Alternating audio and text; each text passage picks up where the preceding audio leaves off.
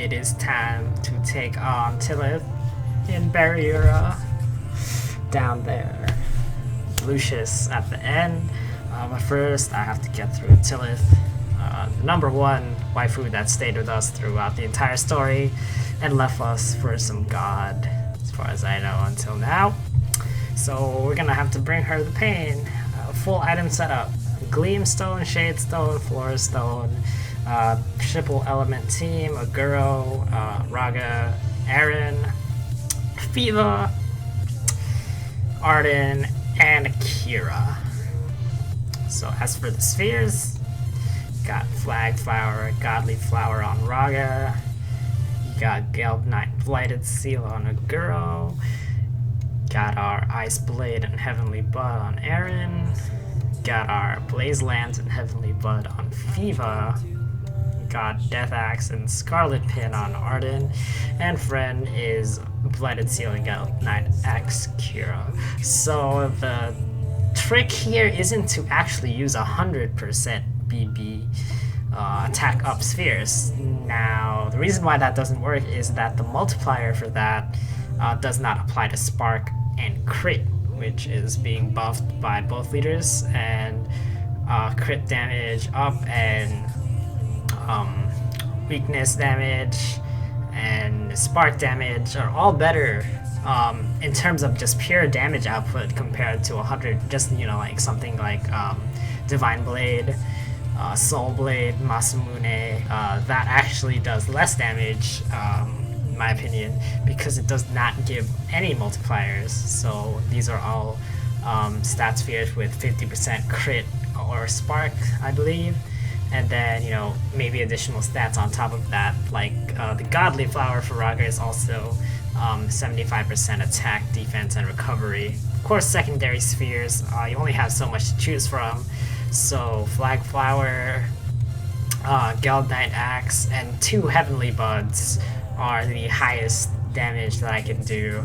And here for Arden, I threw in the Death Axe because adding his his SBB first when I'm attacking against Tilith would just deal more damage and hopefully have him crit, because elemental damage is, that maxes out because that's first. So I'll be going boom. If I did have another 100% Spark Sphere, I would do it. But I think Death Axe in most situations for having Element Changer go first is okay. Obviously in this scenario it's not needed because you can start off with Kira since he does have that light dark. But in most cases, if you don't, having Death Axe on your Element Changer, especially Quaid, I find it's really useful. So, you know, it's just gonna be that really easy, really simple quest storyline. Just attack everybody dies, and until we get to the boss stage, which is going to be a lot more difficult. So I don't really see myself dying prior to that. The quest is still relatively easy, but Tilith as a boss is quite difficult. She's like a final boss for, an area. What else can you expect? Because it's Bariura. We're at the last map, at least for the Grand Gaia regular overworld.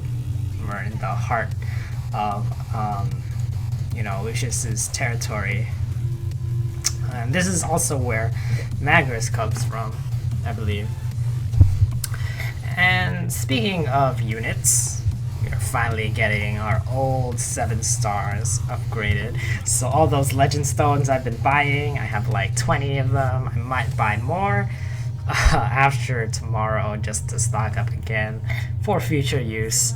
Gonna get Ronel maxed out. Gonna get Elmo maxed out. Gonna get Lava is bae. Lava is the one that I'm going to max out first. Give her dual sphere.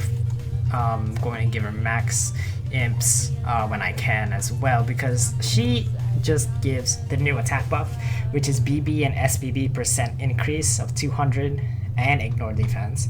So if you can squeeze that onto your team in terms of damage output, that's like the next step.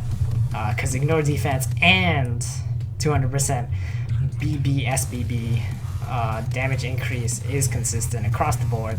It's not like crit, where crit has a chance to potentially miss, but if we're talking about, you know, over time, then, you know, you just deal a lot more damage ignoring defense, and 200% BB bonus on all your units.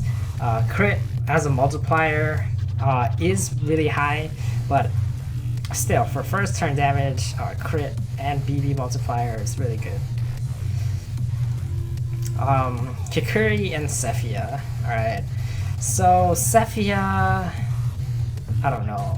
She's not the best, but I'm still going to get one. I'm not going to dual sphere her probably. I might dual sphere Kikuri, but I already have Diana, so it really depends, because she gets outclassed pretty quickly in the next rare summon set by Medina, I believe. So I'm not sure if I'm gonna be willing to put, you know, like a Sphere Frog at least into her. I'm definitely not imping her, but I know a lot of people who will be. So I'll just use theirs. You know, why use mine when you can use a lead that's somebody else's? Which is why I'm probably not going to level up Ronel either, but I probably will sometime down the road. But I'll probably be able to get Ronel friends. I forget how to. I'm like derping on Ronel's name.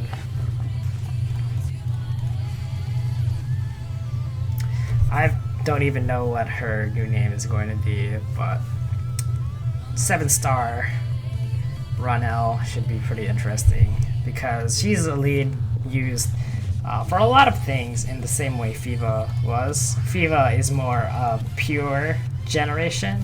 Like, I still think Fiva lead is pretty much unmatched in terms of creation of BC and Heart Crystal. But if you don't need that and you need like on-hit stuff, then Kikuri is probably your best bet if you don't have any of the newer rare summon units. But like I said, I already have Diana dual spheres, so I might not even use her in that way. So the only one I'm really excited about is Lava. Lava is OP. Lava is a waifu. 200% BB increase, SBB increase. I think it even includes overdrive, so ultimate brave burst increase. So basically all of the increase, and no defense. So if you're looking to stack more damage, there's the way to go. It's also really hard to find a good fire unit these days, like Claire and more Claire.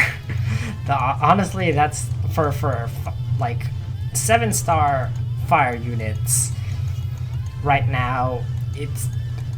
It's just Claire for me at least. So getting Lava in would be really good, so you have options for that fire slot.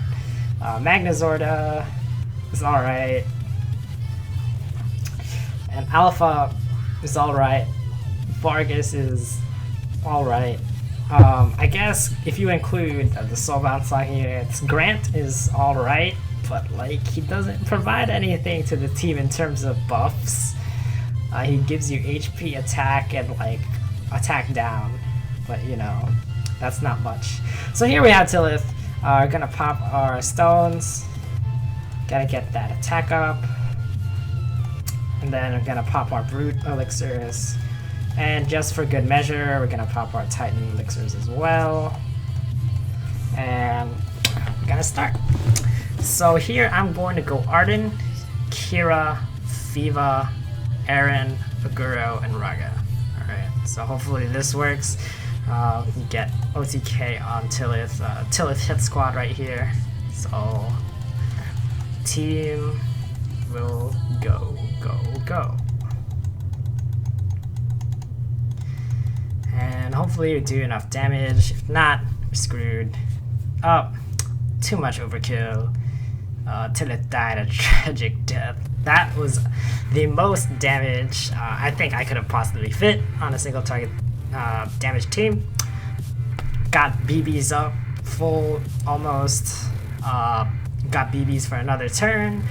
So if that didn't work, I could have attacked again, but Tilith died really quickly. I did so much damage. So that team setup, and even if you don't have that team setup, those spheres, most of them you can get except Godly Flower. So I just suggest you replace that with like 8 the Holy Blades of Zephyr. And this is the after story.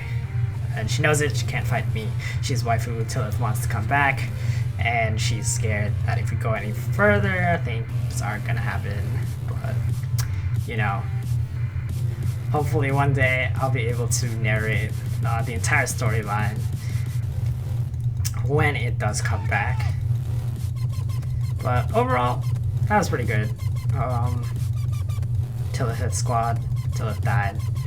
Job done. Good job, team. Probably could have auto battled that, and probably OTK'd. Even if I didn't OTK, I think I would have survived the second turn unless my entire team got paralyzed, which would have kinda sucked, not gonna lie. But if my entire team gets paralyzed, I deserve to lose anyway. And there's Tilith yelling. Oh, he's gonna go fight Lucius now. But, you know, story-wise, Brave Frontier's story, I'll really have to revisit it because it's really, for me, just been on a long expansion, so I can't really keep up from how it started all the way up until now, which is like over a year worth of maps, just new stuff coming in, so I have no clue entirely how it all comes together until we get an update, which would show me the storyline and all the sequences in Randall. But anyway, that was my OTK Bariura Tilith hit squad. Yeah, so instead of, like, let's say you have your Spark Buffer, instead of Godly, you could choose something like the 8 Blades, Zephyr Sphere. And if you don't have the 100% Spark Spheres, I suggest you look at the 50% ones because you should have a couple of those. If you don't, then you haven't been playing long enough and you haven't gone through enough Frontier Hunters to be able to even amass this kind of team. But overall, I'd say the damage was there. If I had to make one change, just for safety or more damage, I could take out probably a Fiva. I could have probably even taken out Aaron, put Lava in there, and that's probably the only damage I can enter.